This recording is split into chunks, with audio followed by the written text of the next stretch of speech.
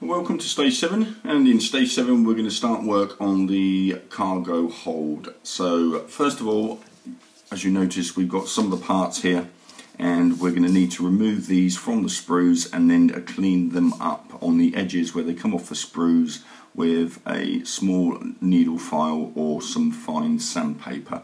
So the first thing you're going to need are some side cutters, and the side cutters are for very easily and very carefully removing the parts from the sprue. Okay, once you've done that, you then need to get a file and then just clean up those edges where that piece of burr was from sprue, like so. Okay, now you need to do that with all of these parts, because we're then going to be fitting the seats and the bunk pillows together. Okay, so remove the parts, keep them nice and clean and ready, and we'll come back for the next part of this stage.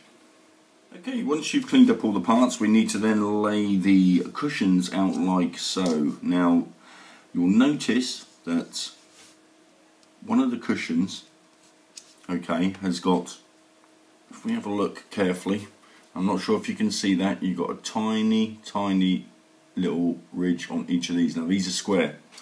Now if you look at these ones are triangle.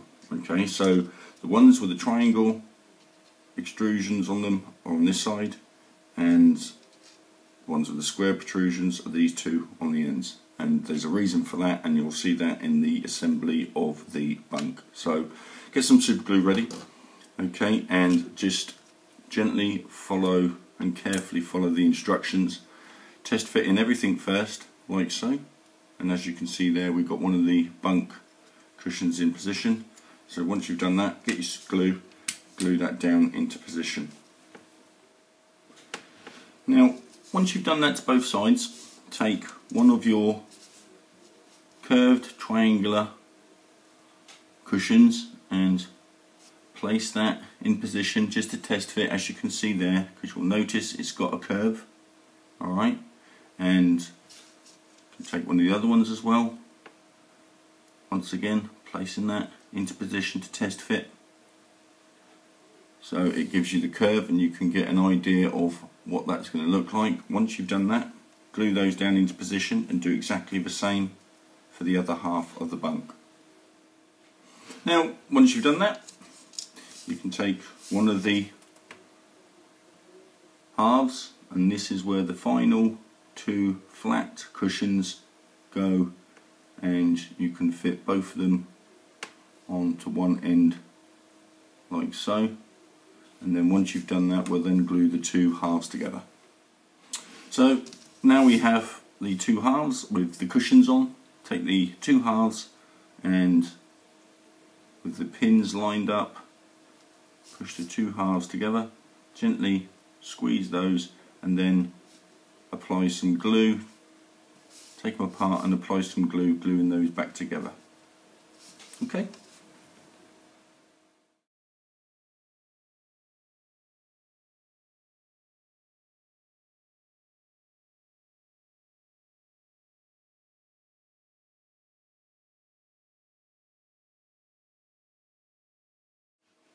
Next, take the base of the seat and the seat cushions and just test fit, and you'll notice how that fits in there. And then using your preferred glue, either that'll be super glue, and glue that down into position.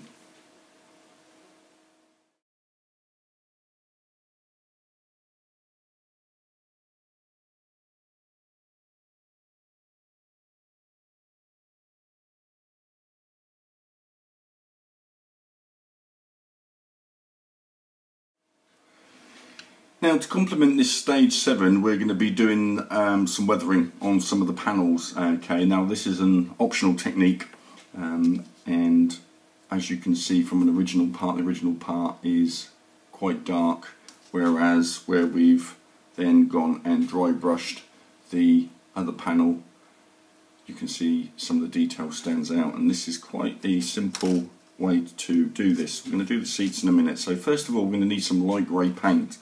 Okay, and we're going for an acrylic, which is a water-based paint, and just put a little tiny drop into the thing, and then make sure that you get all of the brush covered in paint like so. And then we're going to take it off, and you get your tissue, and you're basically wiping all of that paint off.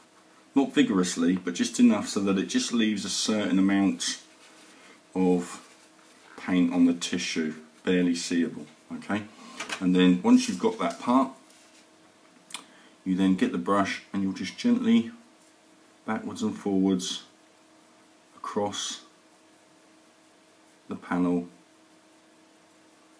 like so, and then as you can just about see there, you can see that the detail has popped out. It's that simple. Don't forget, even though you think you've got all the paint off your brush, make sure you give that a good clean in water and then leave that to dry.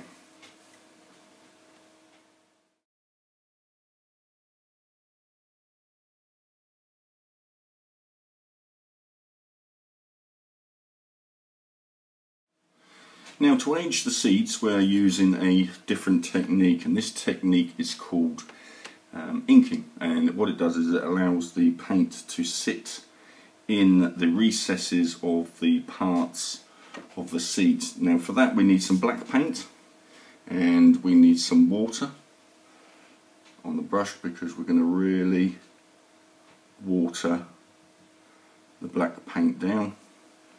Okay. A bit more.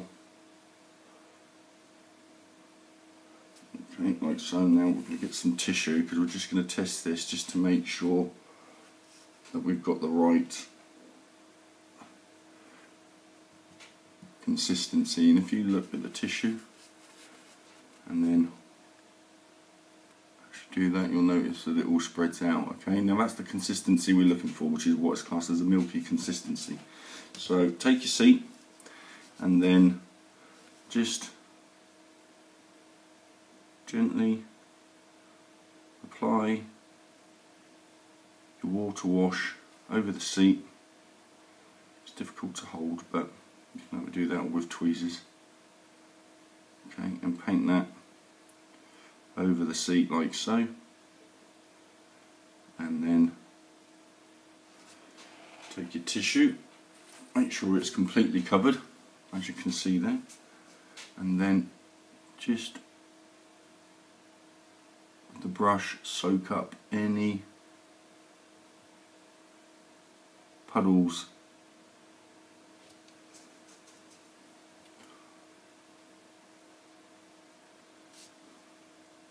of the paint. Okay, and then let that dry slightly, and then once that's dried, get a clean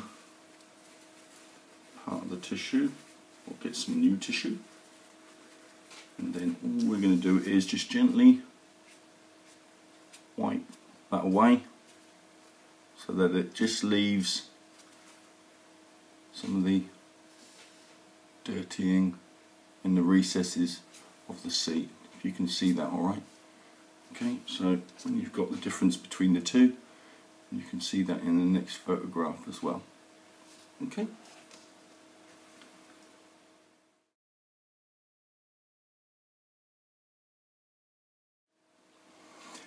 Now, once you've done that, you can then go ahead and glue all the seats and everything into the cockpit as shown in the instructions on page 13 of your magazine.